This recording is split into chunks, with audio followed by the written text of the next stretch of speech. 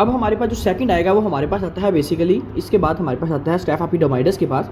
हम डिस्कस करते हैं कि हमारे पास जो है ना वो स्टेफाइलोकोकस सेप्रोफिटिकस।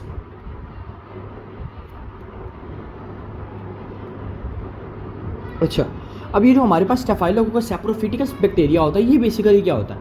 पहली बात तो मैं आपको ये चीज़ बता दूं, ठीक है, आप लोगों ने ये वाला जो बैक्टीरिया होता है ये नॉर्मल फ्लोरा के तौर पे प्रेजेंट होता है फीमेल की जेनिटल ट्रैक में, फीमेल की जेनिटल ट्रैक में या पेरिनियम में। देखो मैं कहता हूँ सबसे पहले कि हमारे पास ये जो बैक्टीरिया होता है ना, ये हमारे पास नॉर्मल फ्लोरा के तौर पे, जैसे हमने कहा था जो स्टेफ एपिडर्माइडस है वो हमारे पास कहाँ प्रेजेंट होता है, वो हमारे पास जो है ना वो स्किन पे, नॉर्मल स्किन फ्लोरा प्रेजेंट होता है। लेकिन ये जो स्टेफाइलोकोकस सेप्रोफिटिकस होता है ये हमारे पास नॉर्मल फ्लोरा के तौर पर काम कर रहा होता है। किधर? आपके पास हमारे पास फीमेल के जो जेनिटल पार्ट्स हैं, ठीक है, उसके बाद जो हमारे पास पेरिनियम है, ठीक है, वहाँ हमारे पास प्रेजेंट होता है। अब हम बात करते हैं कि हमारे पास इस बैक्टीरिया के बारे में क्या। सबसे पहले तो हमारे पास ये वाला जो बैक्टीरिया होता है ये हमारे पास this is also known as a gram positive. Second number पे हम कहते हैं कि हमारे पास ये वाला जो बैक्टीरिया होता है this is also known as a catalase positive. और थर्ड नंबर पे हम बात करते हैं this is a coagulase negative like staph epidermidis. ठीक हो गया। उसके बाद जो फोर्थ नंबर पे हम बात करते हैं कि हमारे पास ये वाला जो बैक्टीरिया होता है this is also a cocci shape. Fifth number पे जो हम बात करते हैं कि हमारे पास इसके लिए हम कहते हैं this is also known as a urease positive, कि हमारे पास क्या करवाता है, यूरिन की पीएच को बढ़ाता है। तो 5 बातें एज इट इज आप लोगों ने याद रखनी है स्टेफ एपिडर्माइडस की तरह। तो आप लोग देख रहे हो कि सेम टू सेम है। अब बात करते हैं कि इसमें और डिफरेंस क्या है। देखो ये सेम एज हमारे पास जो स्टेफ एपिडर्माइडस है और स्टेफ सेप्रोफिटिकस है, सेम बातें उसकी 5 की बात है। लेकिन जो छठी बात है वो हमारे पास चेंज है, वो हमारे पास ये है कि ये वाला जो बैक्टीरिया होता है दिस इज अ नोवोबायोसिन रेजिस्टेंट। जैसे वो हमारे पास जो सेंसिटिव था ये रेजिस्टेंट है, यानी अगर हम इस टॉक्सिन को, इस बैक्टीरिया को अगर हम डालते हैं किसी मीडियम के अंदर तो हमारे पास इसका कलर चेंज हो जाएगा, ठीक है, और हमें पता लग जाएगा कि हमारे पास ये नोवोबायोसिन रेजिस्टेंट है, ठीक है। और इसका मतलब है कि हमारे पास ये वाला जो बैक्टीरिया होता है इस हम इस जो हम ये एंटीबायोटिक देंगे इससे वो बिल्कुल मतलब रेजिस्टेंट होगा, इसको कोई मसला नहीं होगा। ठीक हो गया। अच्छा, मतलब पेशेंट को अगर हम ये देंगे तो उससे कोई फ़र्क नहीं पड़ेगा, उसको ठीक नहीं होगा।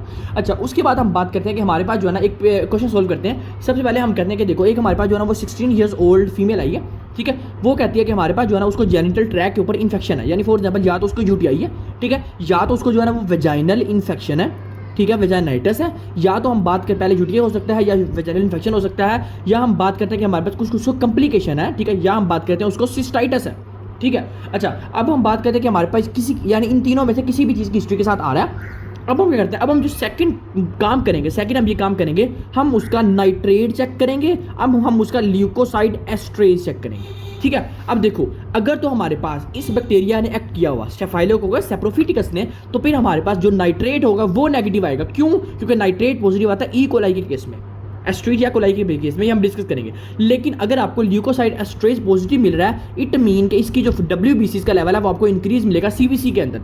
तो हम बात करते हैं हमें ऐसे कंफर्म होगा। देखो हम कैसे कंफर्म करेंगे, हम लैब रिपोर्ट में जब हम ल्यूकोसाइड एस्ट्रेज का लेवल चेक करेंगे, हम CBC के अंदर WBC का लेवल चेक करेंगे, हमें कंफर्म हो जाएगा कि आपके पास अगर तो ल्यूकोसाइड एस्ट्रेज पॉजिटिव है, इट मीन WBC इंक्रीज है, तो इसका मतलब है दिस बैक्टीरिया एक्ट है स्टेफाइलोकोकस सेप्रोफिटिकस, और ये बैक्टीरिया आपके जेनिटल ट्रैक को भी और पेरिनियम को हमारे पास क्या कर रहा है, अकुमुलेट कर रहा है। और एक और बात बता दूं कि हमारे पास 2 बैक्टीरिया, देखो एक हमारे पास होता है ई कोलाई, एक हमारे पास होता है स्टेफाइलोकोकस सेप्रोफिटिकस।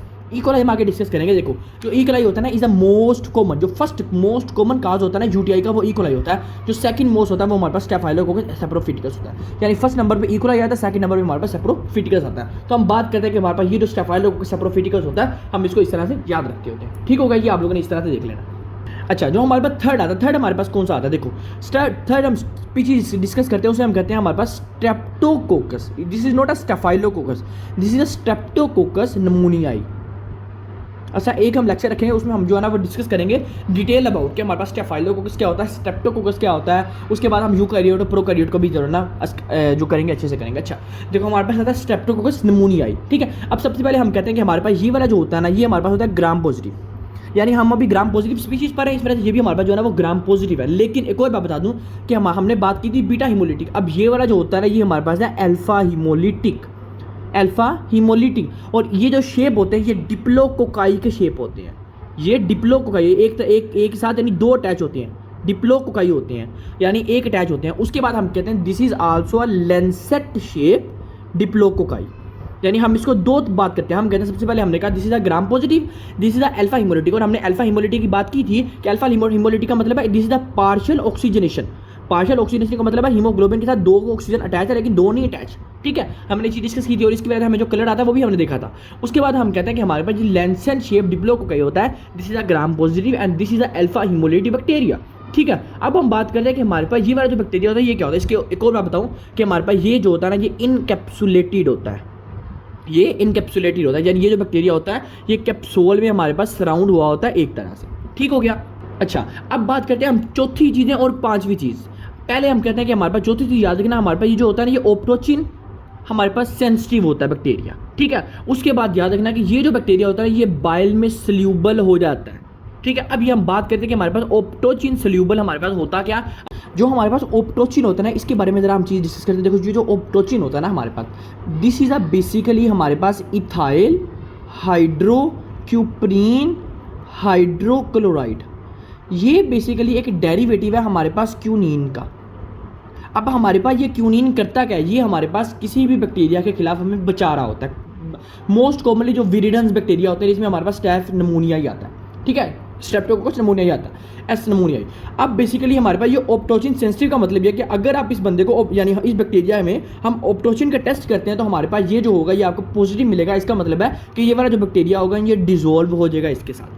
सेकंड नंबर पे हमने कहा ये बाइल सोल्यूबल है, तो ये आप लोगों को ऑलरेडी पता है कि बाइल सोल्यूबल है। इसका मतलब है ये जो बैक्टीरिया होता है ये बाइल में जो है ना वो रिजोल्व होकर बॉडी से बाहर भी निकल जाता होता है। ठीक हो गया। अच्छा, अब हम एक बात करते हैं कि हमारे पास जो स्टैफ नमूनिया होता है मोस्ट कॉमनली होता कैसे, होता ये कि देखो एक पेशेंट आया उसका था हाइपोस्प्लीनिया, स्प्लीन छोटा था, सेल छोटे थे, या फिर ए स्प्लीनिया। अब बात करते हैं इसकी ज़रा डिटेल से। देखो होता यह कि बेसिकली ना हमारे में लिवर में होते हैं कुछ हेपेटिक कैप्सूल्स। ठीक है, वो हेपेटिक कैप्सूल क्या करते हैं, क्या वो हेपेटिक जो कैप्सूल होते हैं ना वो हमारी इम्यूनिटी में प्ले कर रहे होते हैं और हमें किसी भी विरिडेंस जो बैक्टीरिया होते हैं ना उसके खिलाफ बचा रहे होते हैं। जब हमारे पास हेपेटिक काम करना छोड़ देता है ना फिर स्प्लीन क्या करता है, स्प्लीन हमारे पास जो है ना वो कंप्लीमेंट प्रोटीन्स बनाना शुरू कर देता है, हमारे पास एंटीबॉडीज बनाना शुरू कर देता है। और हमें एक बात अच्छे से पता है कि स्प्लीन का काम होता है एंटीबॉडीज बनाना। तो ये करती क्या है, ये हमारे पास इस विरिडेंस के खिलाफ हमारे पास प्ले कर रही होती है, इंक्रीज कर रही होती है रोल को और हमारी बॉडी से इसको निकाल रही होती है। लेकिन अगर हम बात करते हैं कि देखो हमारे पास जो है वो एक पेशेंट आता है वो हाइपोस उसकी स्प्लीन नहीं है। ठीक है, हम उसको ना किसी भी वजह से स्प्लेनेक्टमी करना पड़ गया या उसकी ए स्प्लीनिया है या फिर हाइपोस्प्लीनिया, उस वजह से फिर क्या होता है ये वाला जो बैक्टीरिया होता है ये ज़्यादा अपना एक्ट करता है और इसकी वजह से इसकी हमारे पास जो विरिडेंस होती है वो बढ़ जाती है। तो हमने चीज़ें डिस्कस किया, हमने कहा स्टेफ एपिडर्माइडस क्या होता है, हमने कहा स्टेफाइलोकोकस सेप्रोफिटिकस क्या होता है और हमारे पास स्ट्रेप्टोकोकस नमूनियाई क्या होता है। ठीक हो गया। अच्छा, अब बात करते हैं कि ये पेशेंट प्रेजेंटेशन क्या लेके आ सकता है। इसको आप लोगों ने वैसे याद रखना जैसे आपके बुक में लिखा है मोप्स के नाम से। मोप्स का मतलब है हमारे पास क्या, मेनिंजाइटिस। ओ से हम बात करते हैं कि it is a otitis media, externa भी कहता है लेकिन मोस्ट कॉमनली ओटाइटस मीडिया। फिर हमारे पास पी से क्या करवाता है, हमारे पास ये जो है ना वो नमूनियाई, और एस से करवाता है साइनोसाइटस। तो ये आप लोगों ने याद रखना, चार बातें याद रखनी है मोप से, meningitis, otitis media, नमूनिया and sinusitis. तो ये हमारे पास होता है स्टेफ नमूनिया के अंदर। ठीक हो गया, हमने स्टेफाइलोकोकस सेप्रोफिटिकस किया, हमने स्टेफाइलोकोकस हमारे पास जो है ना वो एपिडर्माइडस किया और हमने स्ट्रेप्टोकोकस नमूनिया